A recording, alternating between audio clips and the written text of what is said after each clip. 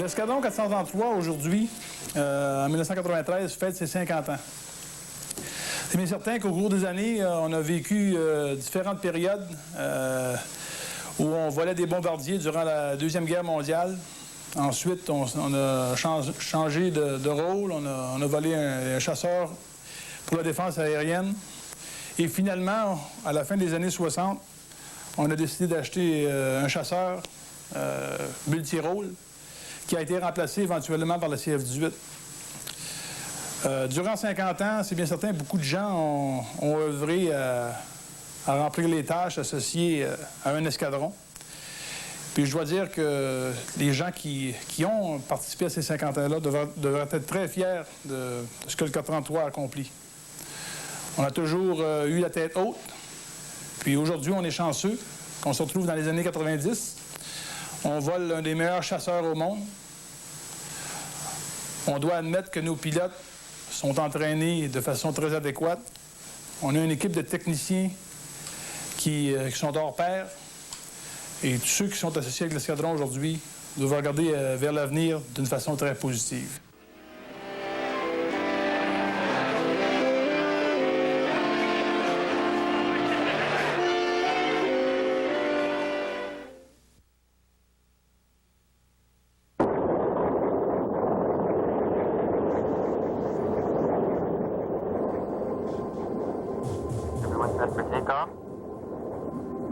I've been given the squadron.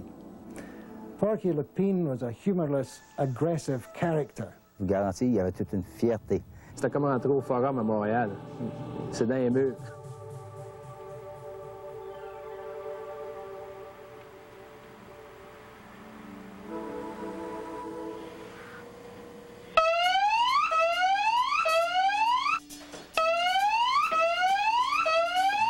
Attention, attention. This is active air defense scramble for November 01 and 02. Vector 090, flight level 230. Contact ECI frequency 251.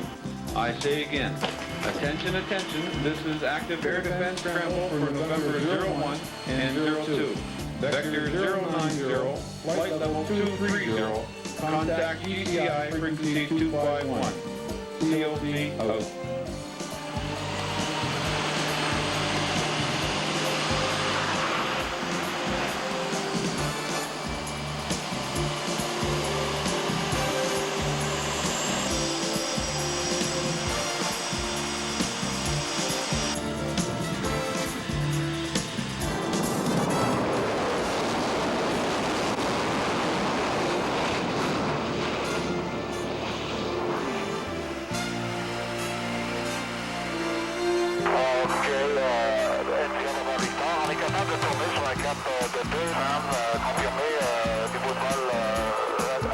Junction FET, left enter dual. Trigger. Check fuel.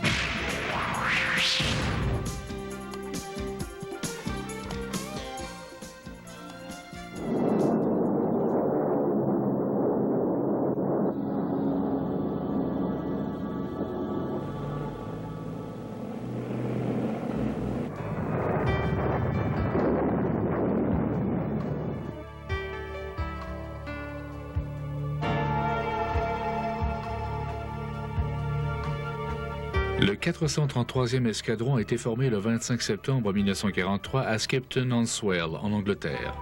Il était sous le commandement du 6e groupe de bombardement de l'ARC. Son premier commandant était le lieutenant-colonel d'aviation Clive B. Sinton, DFC. C'était évident, la guerre allait commencer. La marine m'a signifié que j'étais trop vieux pour continuer à voler. C'est alors que les Canadiens m'ont invité à les joindre, puisque je ne pouvais retourner en Grande-Bretagne. On m'a donné un morceau de papier avec un numéro dessus, et on m'a dit d'amorcer le travail. Et le numéro était? 433. Et comment se sentit M. Sinton? Je me suis senti comme si quelqu'un m'avait donné un coup dans l'estomac. Pendant les 3 premiers mois, le personnel de l'escadron était affairé à préparer effectifs et matériel afin d'atteindre un état opérationnel. Lorsque le commandement lui a donné son numéro, il a confié la tâche à l'escadron de se trouver un nom, un écusson et un parrain qui devraient être approuvés. Lorsque le 433e escadron a été formé, j'ai réuni tous les gars et leur ai demandé des suggestions.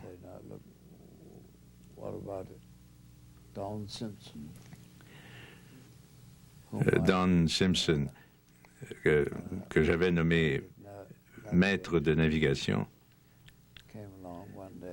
est venu me voir un jour et m'a dit qu'avant de s'enrôler, il enseignait à Timmins. Le contact a été établi avec Timmins, la grande ville de la région Porcupine, dans le nord de l'Ontario. Dès lors, l'escadron eut un nom et un parrain, Porcupine.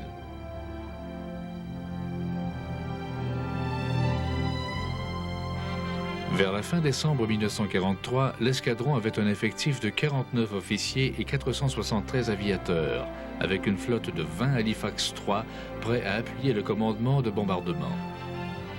C'était un gros moteur, avion, à 4 moteurs. Il y avait, comme je dis, ce qu'on appelle un gun turret avec les 4 machine guns dans la queue, direct au bout. Sur le dessus, au milieu, il y en avait 4 autres machine guns. Il y en avait un dans le nez aussi. On était à 7 qui étaient de l'équipe, le pilote, navigateur, ingénieur, bombardier, wireless operator, et puis 2 mitrailleurs. À mon avis, c'était un avion extraordinaire. Il était confortable et on n'était pas aussi entassé que l'équipage des Lancaster. Peu après 20h30, le 2 janvier 1944, 4 Halifax décollaient pour la première mission du 433e escadron, une opération de largage de mines près des îles de la Frise. Cela était d'augure car le 433e est devenu l'un des escadrons largueurs de mines les plus renommés du 6e groupe de bombardement. Le 18 janvier, 8 Halifax appuyaient le 6e groupe dans la première mission de bombardement de l'escadron, larguant des bombes incendiaires sur Berlin. Les missions contre les forces ennemies se sont succédées de façon régulière. La liste des villes désignées s'allongeait chaque jour. Berlin, Stuttgart, Schweinfurt, Augsburg, Düsseldorf, Karlsruhe, Essen. Les positions allemandes en sol français ont été visitées par les Porcupines. Cherbourg, Saint-Malo, Brest, Morlaix, la région de Paris. Oh, c'était pas mal dur à l'aérodrome pendant la guerre. Vous savez, on n'avait pas, les installations. On demeurait dans des huttes de type Nissen. C'était glacial. On volait du charbon pour se chauffer. Mais on survivait. Vous savez, on finissait par s'habituer. Le 28 juin 1944, le 433e a attaqué le centre ferroviaire de Metz. Un raid était nécessaire pour ralentir les Allemands. Les rails et les indicateurs de cible étaient très visibles et l'attaque a été un succès. Cette mission a été fertile en événements pour l'adjudant H.G. McVeigh, dont l'avion a été mitraillé au moins 4 fois. Nous voyons quand tout à coup j'ai eu un pressentiment. Bien entendu, nous étions tous nerveux, mais il me semblait qu'il y avait quelqu'un sur notre trace. Comment dirais-je? J'ai forcé l'avion à bâbord et simultanément des projectiles ont touché l'appareil. J'ai immédiatement perdu le contrôle. L'avion s'est mis à renverser du côté opposé à celui où nous allions et à descendre en spirale. À ce moment, j'étais sûr, comme dans les films américains, que notre heure était venue, qu'aucun de nous ne serait jamais grand-père. Mais je mettais tous mes efforts pour redresser l'avion, ce qui me semblait presque impossible à faire. Nous étions très bas et j'ai suggéré que tout le monde évacue. 2 aviateurs ont évacué avant que l'adjudant McVeigh ne reprenne le contrôle de son avion. En route vers l'Angleterre, un des moteurs de gauche s'est étouffé. En tant que pilote, j'avais des décisions à prendre. La première question que je me posais, devrions-nous atterrir? L'avion était-il endommagé et si oui, à quel point? On avait 3 moteurs qui fonctionnaient, on était à 2500 pieds. C'était noir, en direction nord.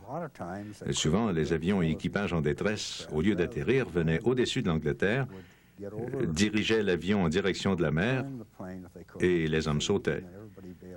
C'était normal. Cela était la première option. Mais étant un équipage démocratique, on a discuté et on a voté. Comme moi, les autres gars ne voulaient pas sauter. Il me semblait impossible de le faire de toute façon. Alors j'étais tellement content lorsque la décision d'atterrir a été prise. Ensuite, il n'y avait plus de démocratie. C'était maintenant ma décision. Alors j'ai dit, OK, allons à Woodbridge.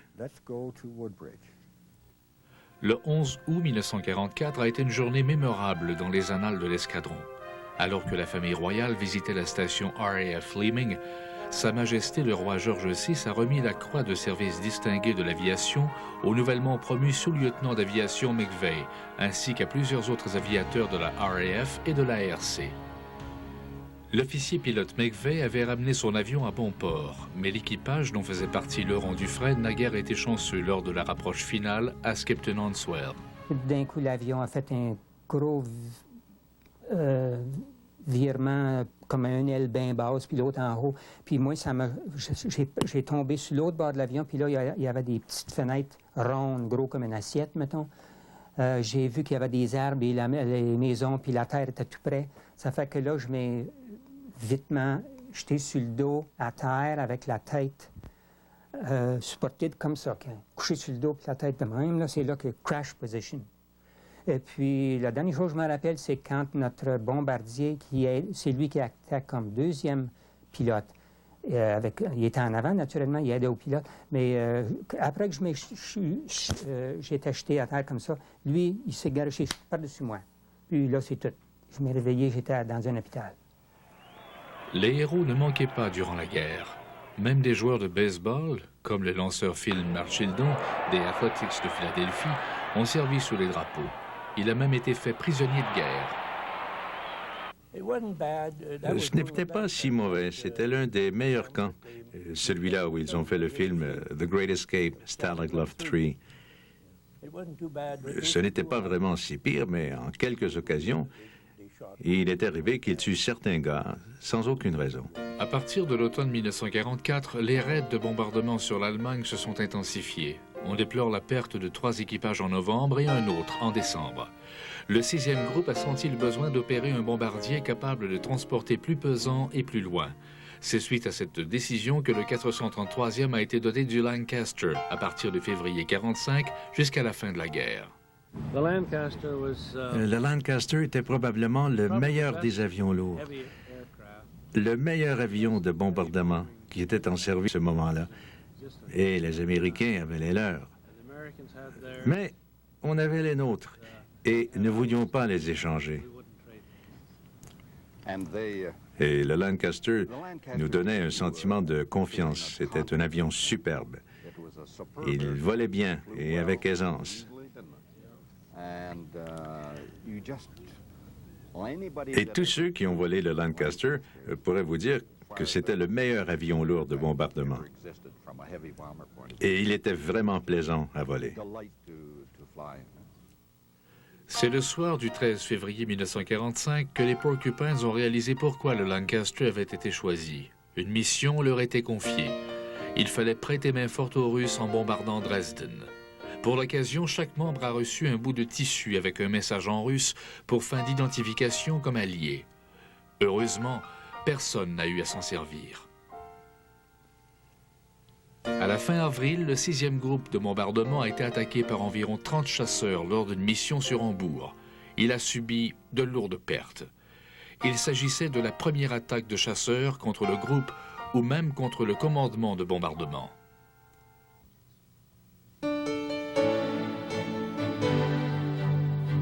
Le 25 avril, les Porcupines ont bombardé une batterie située sur l'île de Wangerooge. Cette attaque contre les défenses de la base navale allemande de Wilhelmshaven allait être la dernière des 2316 missions opérationnelles du 433e escadron.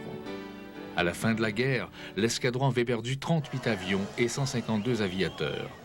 Plusieurs membres de l'escadron se sont vus décerner médailles et honneurs, 160 en tout.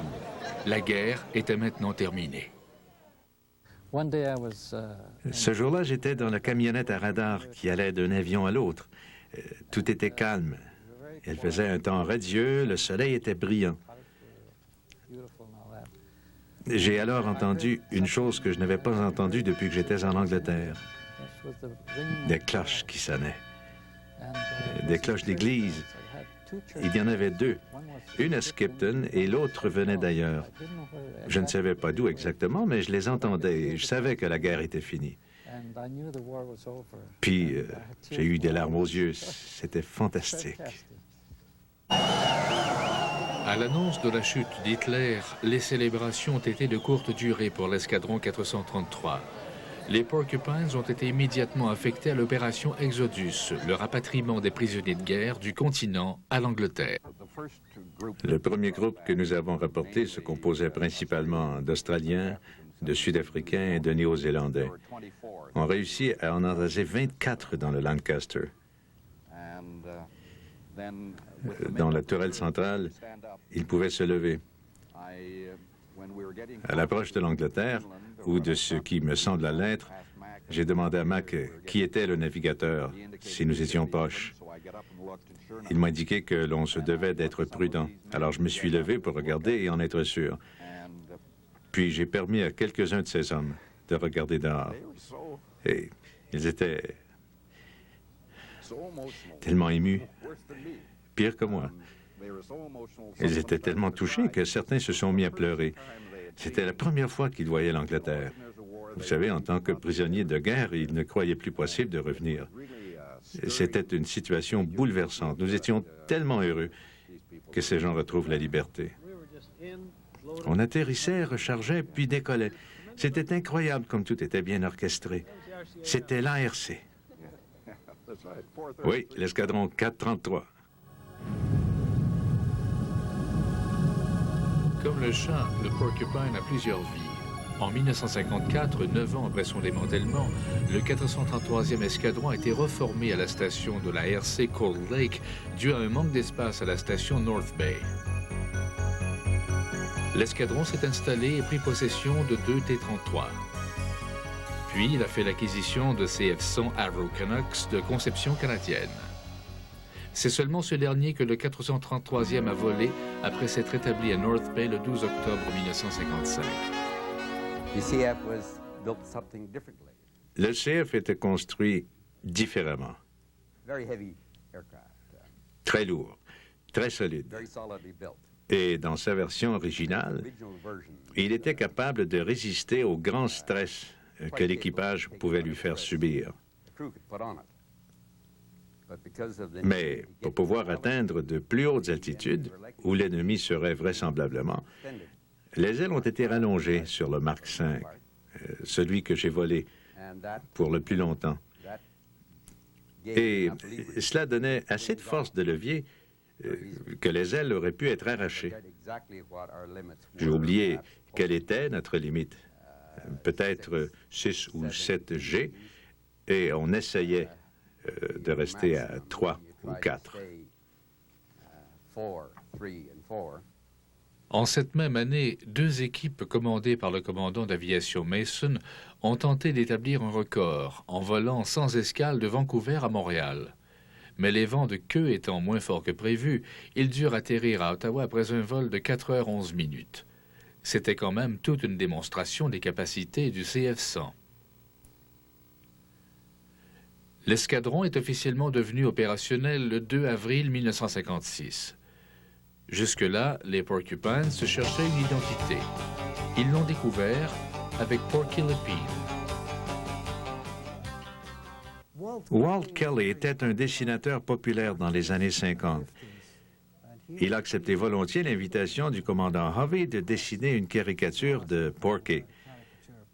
Par la suite, le dessin a été développé et peint sur les avions. Nous étions enchantés, mais le quartier général de la défense aérienne n'était pas de notre avis. C'est ce même écusson que tous les membres portent fièrement aujourd'hui. Les 7 années d'opération à la station North Bay ne se sont pas passées sans incident. Plusieurs aviateurs ont été décorés pour leurs actes de bravoure. En 1960, le navigateur Charles Alexander recevait la Croix de l'Aviation pour avoir sauvé la vie de son pilote qui avait perdu conscience dû à un manque d'oxygène pendant le vol. Lorsque nous avons atteint 43 000 pieds, Il a perdu conscience par manque d'oxygène. Je m'en suis douté immédiatement. Alors je lui ai dit de faire piquer l'avion, de sortir les aérofreins et de ramener les gaz, puis de tirer sur la manette, la boule rouge qui fournit l'oxygène d'urgence. Cependant, celle-ci était coincée entre sa culotte et son siège. Déjà semi-inconscient, il était incapable de la dégager. Il a alors perdu conscience et on descendait toujours. Tout se déroulait si vite, on approchait rapidement du sol. Gary et moi étions vraiment de bons amis. C'est probablement pour ça qu'à force de lui parler, j'ai réussi à le faire réagir. Il a fini par reprendre conscience et tirer sur le manche pour redresser l'avion. On s'en est sorti de justesse. Dans une équipe, on dit que le pilote et l'observateur forment une paire indissociable. Et lors de formations d'exercice, vous savez que vous mettez votre vie entre les mains de l'autre. Et cela se transmet à travers l'escadron. Tous les membres deviennent très unis. Le CF-105, qui devait remplacer le CF-100, avait des problèmes de production. Il a été décidé de défendre le Canada avec un nombre réduit d'escadrons de CF-100 ainsi que les missiles Beaumark, jusqu'à l'arrivée des CF-101 Voodoos. Le 15 février 1961, la décision a été prise de réduire la force des Canucks de 9 à 5 escadrons. C'est ainsi que le 433e escadron a été démantelé le 31 juillet 1961. Une fois de plus, il passait à l'histoire.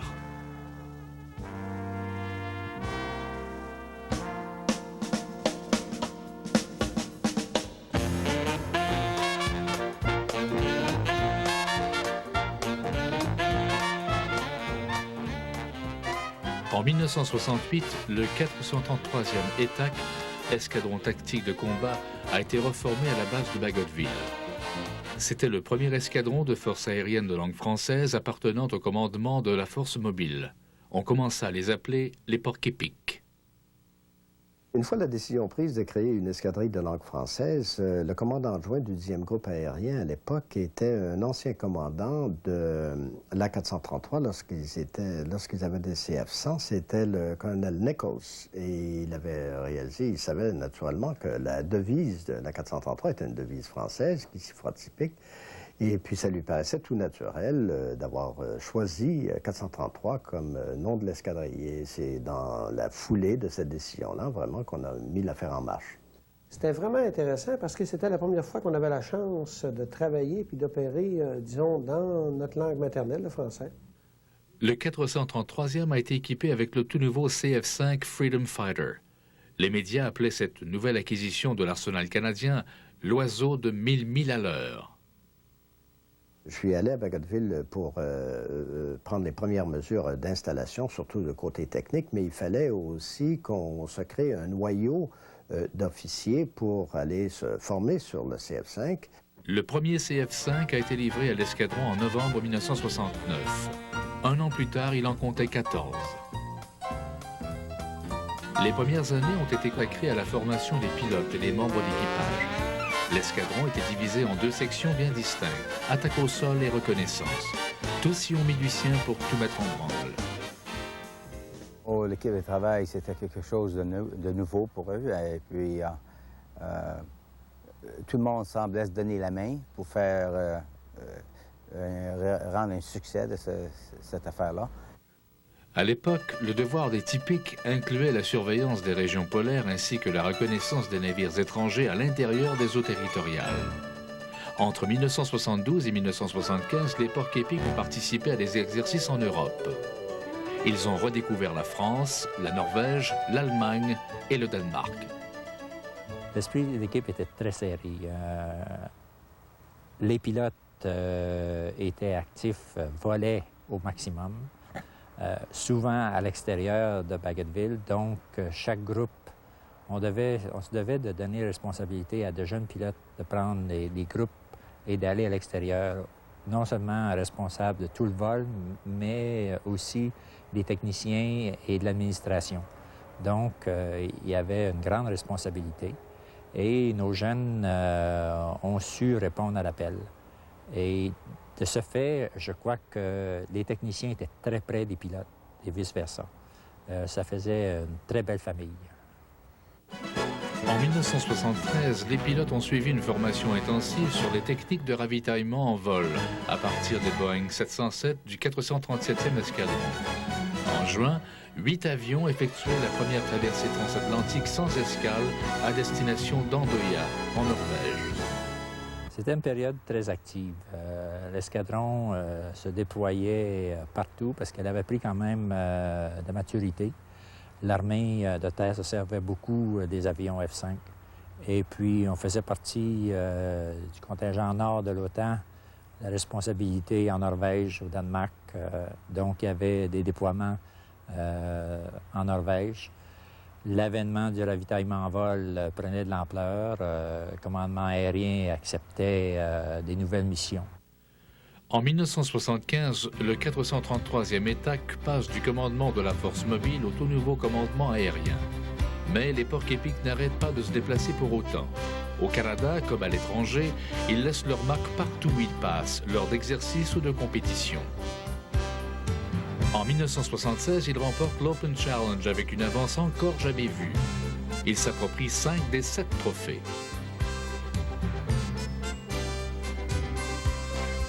En 1977, il participe à des exercices de combat aérien avec les Marines américains.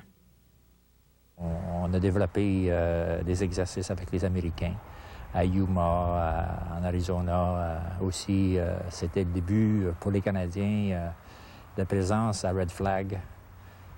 Notre première participation à Red Flag, c'était très intéressant. À la fin des années 70, début 80, l'escadron poursuit ses opérations auprès de l'OTAN et du NORAD. Richard Bastien y laisse ses marques. Il revient à l'escadron 3 fois, soit en 1977, 1981 et 1984, avant de revenir comme commandant d'escadre en 1993. La base m'a vu grandir. Militairement, je suis arrivé ici, j'étais lieutenant, mon premier tour de vol. J'ai fait tous les grades ici. J'arrive maintenant comme commandant de base. Avec les années, les CF-5 prennent de l'âge. En 1986, l'avenir de l'escadron est encore une fois incertain. Lorsque je suis arrivé à l'escadron 433 au début de l'année 1986, le commandant de l'époque, le lieutenant-colonel Bastien, lorsque je suis entré dans son bureau en janvier, parce que j'arrivais de l'Europe à l'époque, il m'a dit « Ne défais pas des bagages, on ferme ».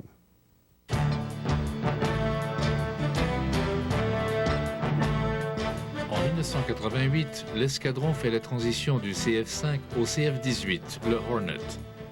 Ce n'est pas chose facile car, encore une fois, il est presque démantelé.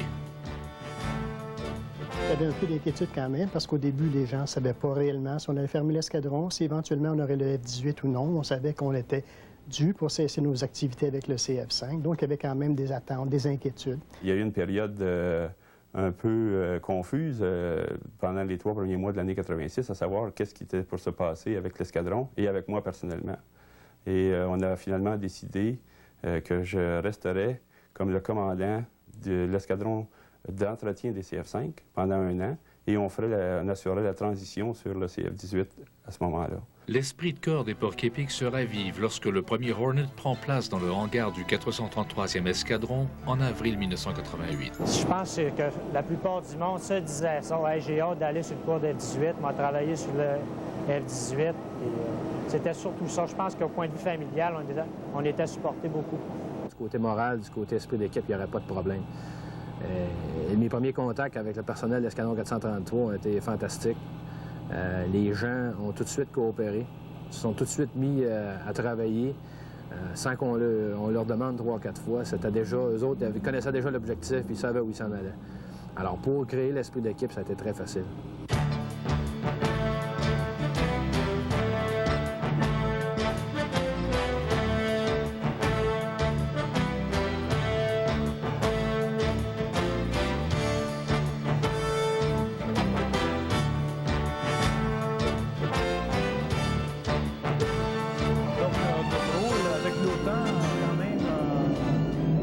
Changé.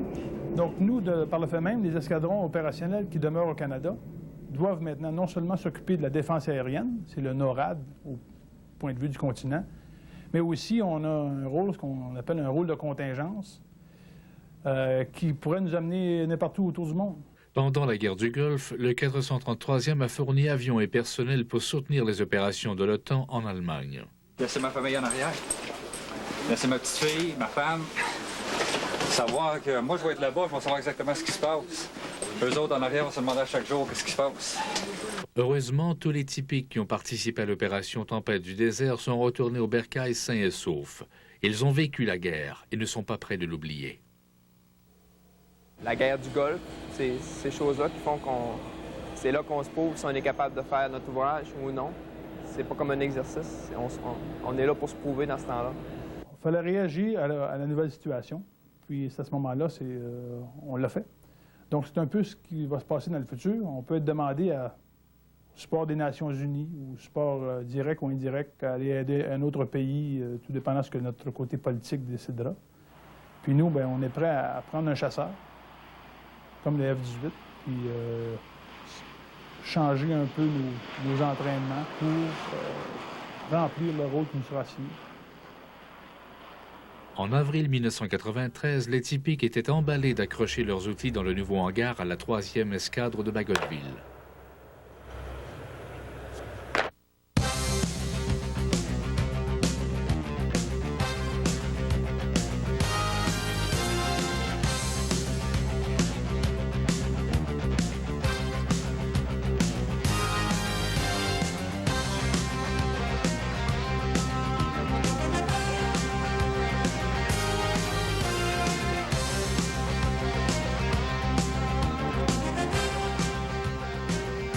C'est avec fierté qu'ils continueront de se déployer ainsi que de remplir leurs engagements dans l'aviation canadienne.